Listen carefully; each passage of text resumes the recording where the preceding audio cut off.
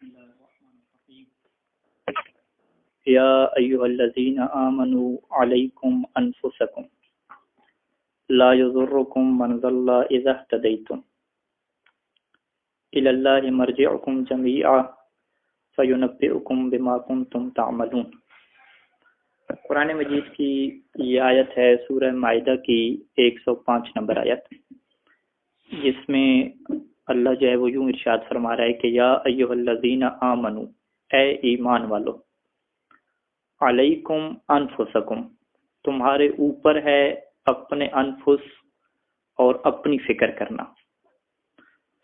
یہ جو ہے وہ جملہ جو تعبیر ہے یہ وجوب کو کیا بیان کرتی ہے، یعنی اللہ تعالیٰ نے صاحبان ایمان کے لیے واجب قرار دیا ہے کہ وہ اپنی فکر کریں۔ علیکم انفسکم، اپنے بارے میں سوچیں، اپنی فکر کریں۔ لا یضرکم من ضل، تمہیں نقصان نہیں دے گے وہ بندے، من ضل، جو گمراہ ہو چکے ہیں، اذا اہتدیتم، اگر تم کیا ہدایت پا گئے، اگر تم ہدایت پر ہو، راہ راست پہ ہو، تو جو لوگ گمراہ ہیں، غلط کام کر رہے ہیں، اس سے تمہیں کوئی نقصان نہیں ہوگا۔ تمہاری ساری کی ساری جو واجب ہے، جو تمہاری ذمہ داری ہے، وہ علیکم انفسکم، تمہاری اپنی دیکھ بھال کرنا ہے۔ تم خود کے بارے میں کیا سوچو، دوسروں کے بارے میں یہ کہنا کہ کون گمراہ ہے کون گمراہ نہیں ہے، اس سے جو ہے وہ کوئی تمہارا لینا دینا نہیں ہے، اور وہ تمہیں کسی قسم کا تمہیں نقصان بھی نہیں پہنچا رہے۔ الی اللہ مرجعکم جمیعا، اور تم سب نے جو ہے وہ اللہ کی طرف پلٹ کے آنا ہے، یعنی چاہے ہدایت یافتہ لوگ ہیں یا گمراہ ہیں، جمی سب کے سب اللہ کی طرف جب آئیں گے تو فینبئکم، تو پھر اللہ تمہیں یہ بتائے گا کہ بما کنتم تعملون، کہ تم دنیا میں کیا کرتے رہے۔ تو لہذا اس بات کو کرنا تم لوگ چھوڑ دو کہ فلاں کیا کر رہا ہے فلاں کیا نہیں کر رہا۔ علیکم انفسکم، تم اپنی فکر کرو، اپنے بارے میں کیا توجہ کرو۔ یہ جو ہے وہ بڑا اہم نقطہ ہے کہ انسان جو ہے وہ اپنے آپ کو کیا بھول جاتا ہے، انسان اپنے بارے میں سوچنا، اپنا خیال رکھنا، اپنے مقصد اور ہدف کے بارے میں سوچنا بھول جاتا ہے۔ اگر ہم اپنی بات کریں تو اگر وہ ایک کسی کتاب کا مطالعہ کرتا ہے تو مطالعہ کے دوران بھی اس کی نیت یہ ہوتی ہے کہ میں ایک ایسی کتاب کا مطالعہ کروں کہ جس سے مجھے ایسے نکات ملیں کہ جو میں دوسروں کو بیان کر سکوں، مجلس میں بیان کر سکوں، درس میں بیان کر سکوں۔ یعنی وہ کتاب کا مطالعہ بھی کر رہا ہے تو پھر بھی اس کو اپنی فکر نہیں ہے کہ میں اس سے خود سیکھوں اور میرے اندر کیا تبدیلی پیدا ہو، پھر بھی فکر اس کو کیا ہے، دوسروں کی ہے۔ اسی طریقے سے اگر وہ عقائد کی کوئی کتاب پڑھ رہا ہے یا استدلالی کوئی کتاب پڑھ رہا ہے جس میں ایک شبہ کا جواب دیا گیا ہے، تو اس وقت بھی اس کا مقصد یہ ہے کہ میں پڑھ رہا ہوں تاکہ جو ہے وہ دوسروں کو کیا ہے بتاؤں اور دوسروں کی کیا کروں، اصلاح کروں، یعنی اپنی پھر بھی فکر نہیں ہے اس مرحلے میں۔ علیکم السلام ورحمۃ اللہ وبرکاتہ۔ اسی طرح سے وہ ہمیشہ جو ہے وہ اپنی زندگی کا جو بھی پلان اور جو بھی اس کا ہدف ہے، اس ہدف میں بھی اس کو فکر کیا ہے، دوسروں کی ہے کہ بھئی لوگوں کو کیسے ٹھیک کرنا ہے، لوگوں کو کیسے جو ہے وہ درست کرنا ہے، ساری کی ساری فکر میں ہے۔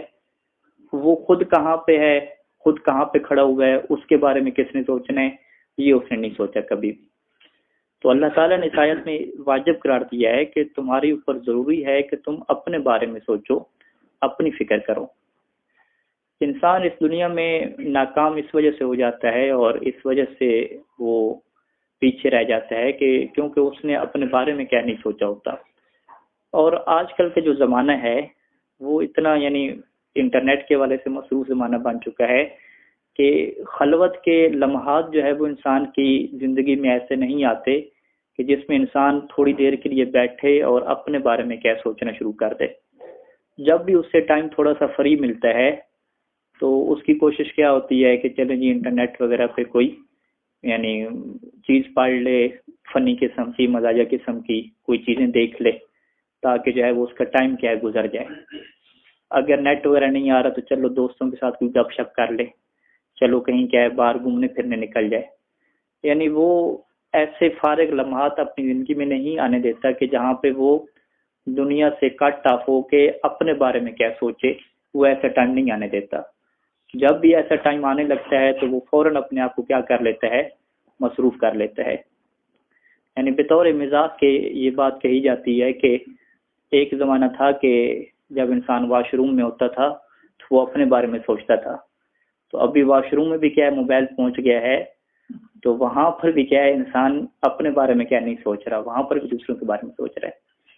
اسی طریقے سے کہا جاتا تھا کہ جس طرح روایات کے مطابق بھی ہے کہ جب انسان بستر پہ جاتا ہے تو وہ ٹائم ہوتا ہے اس کا اپنے بارے میں سوچو بچار کا. وہ ٹائم بھی کس نے لے لیا؟ موبائل نے لے لیا، دنیا نے لے لیا. یعنی وہ موبائل دیکھتے دیکھتے ادھر ہی سو جائے گا. تو یعنی انسان کی زندگی میں اب حالات ایسے بن چکے ہیں کہ جب سوئے گا تو وہ تو ظاہری بات ہے مکلف نہیں ہے. جب جاگ رہا ہے، جب تک وہ جاگ رہا ہے، اسے ایک ٹائم، ایک منٹ بھی ایسا نہیں ملا کہ جب وہ اپنے بارے میں کیا سوچ سکے. تو جب اپنے بارے میں نہیں سوچ رہا بندہ کہ میں کہاں جا رہا ہوں، کہاں سے آیا ہوں، کہاں جانا ہے، کبھی سوچ ہی نہیں ہے. تو جس بندے نے اپنے بارے میں کچھ سوچا نہیں ہے تو وہ اپنے آپ کو ٹھیک کیسے کرے گا؟ اپنے آپ کے بارے میں وہ کیسے جو ہے وہ اپنے آپ کو بڑا بنائے گا؟ یعنی دنیا میں جو بھی پروجیکٹ چلتے ہیں اس میں پہلے سوچو بچار ہوتی ہے.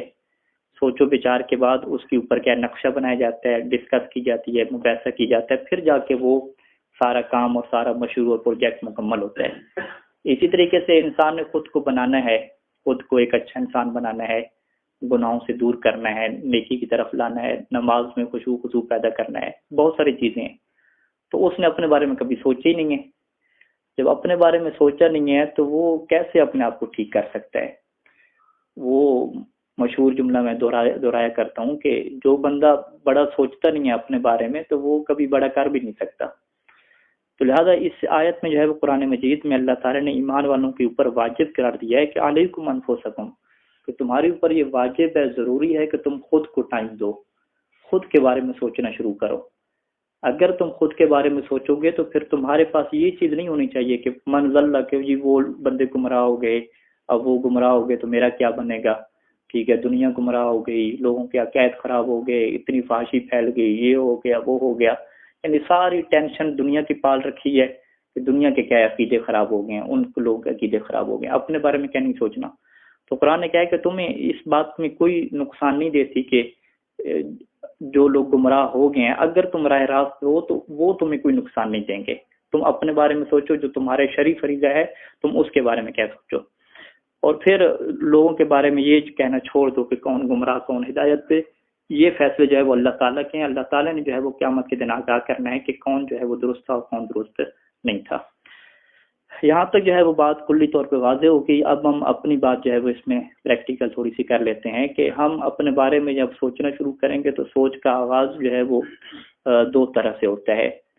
پہلا جو ہے وہ اپنے بارے میں یہ ہم سوچیں گے کہ تقوی کے اعتبار سے ہم کہاں پہ پہنچے اور کہاں پہ تھے اور کہاں تک نہیں پہنچے. گناہوں کے اوپر کنٹرول ہوا، کنٹرول نہیں ہوا، گناہوں سے بچ رہے نہیں بچ رہے، نماز کی پابندی ہو رہی ہے نہیں ہو رہی، نماز کی پابندی میں خشوع خضوع آ رہا ہے نہیں آ رہا. یہ ایک پوری تقوی کی حیثیت ہے. اس کے بارے میں مسلسل سوچنا ہے اور اس میں اپنا محاسبہ کرنا ہے. دوسری چیز جو ہمارا ہدف ہے کہ ہم حوض علمیہ نجف اشرف میں آ چکے ہیں تو ہمارا ہدف کیا کیا ہونا چاہیے. دنیا جو بھی ہدف رکھے، جس کے لیے بھی رکھے، وہ ہمارے لیے اہم نہیں ہے. ہمارے لیے اہم ہے کہ میں نے اپنے لیے ہدف کیا طے کیا ہے. جو بندہ بھی ہدف رکھتا ہو، چاہے خطیب بننا ہو، چاہے محقق بننا ہو، چاہے مصنف بننا ہو، چاہے فقیہ بننا ہو، چاہے مناظر بننا ہو، پہلے مرحلے میں قرآن اور حدیث کو سمجھنے کی صلاحیت اسے آنی چاہیے. اگر قرآن اور حدیث کا وہ خود سے ترجمہ نہیں کر پاتا تو اس کا کوئی ہدف ہی کیا کامیاب نہیں ہے. لہذا پہلا ہدف ہم سب کا یہ ہے کہ کیا ہم اپنے آپ کو اس قابل کم از کم بنا چکے ہیں کہ ہم قرآن کا اور حدیث کو خود سے سمجھ سکیں اور ان کا کم از کم مطالعہ کر سکیں اور ترجمہ کر سکیں، یا ہم نے اپنے آپ کو قابل نہیں بنایا. اگر اپنے آپ کو قابل نہیں بنایا تو اس کے لیے کون سی کتابیں ہیں کہ جن کو ہمیں پڑھنا پڑے گا، اور اگر ان کتابوں کو ہم پڑھ رہے ہیں تو اس کا طریقہ کار کیا ہوگا. ہمیں ظاہری بات ہے اس کا مباحثہ کرنا پڑے گا، گھر جا کے اس کی کاپی لکھنی پڑے گی، زحمت اٹھانی پڑے گی، ڈکشنری کھولنی پڑے گی، تب جا کے کیا ترقی ہوگی. لہذا اس بارے میں ہر کوئی اپنی ذمہ داری کو یہ سوچے کہ وہ ایک ایسی جگہ پہ آ چکا ہے کہ اس کے بعد کوئی اور مدرسہ نہیں ہے، اس کے بعد کوئی اور حوزہ نہیں ہے، یہی آخری منزل ہے. ادھر ہی جو مل گیا، اس کے بعد کوئی اس کے پاس آرزو کی جگہ نہیں ہونی چاہیے، کوئی تمنا نہیں ہونی چاہیے. نہ انسان یہ سوچے کہ چلیں جی ابھی شادی نہیں ہوئی تو شادی ہوگی تو اچھے طریقے سے پڑھ لیں گے، شادی ہوگی تو جی ابھی اپنا گھر نہیں ہے، گھر مل جائے گا تو اچھے طریقے سے پڑھیں گے، اچھا جی اپنا گھر مل گیا تو چلیں ابھی بچے نہیں ہیں تو اچھے طریقے سے پڑھ لیں گے، بچے ہو گئے تو چلے جی ابھی ایک بیوی یا دوسری آ جائے گی تو اچھے طریقے سے پڑھ لیں گے. یہ ساری انسان کی آرزویں ہیں، ان آرزوؤں سے کیا کچھ نہیں ملنے والا. تو خدا ان کریم سے دعا ہے کہ خدا ہمیں اپنے بارے میں سوچنے کی توفیق عطا فرمائے اور ہمیں ایک اچھا ہدف اور اچھا مقصد عطا فرمائے، ہمیں تقوی الہی عطا فرمائے، ہمارے وقت کے امام کو ہم سے راضی فرمائے، ہم سب کی توفیقات میں مزید اضافہ فرمائے. وصلی اللہ علی محمد وعلی اجمعین، وصلی علی محمد وعلی محمد.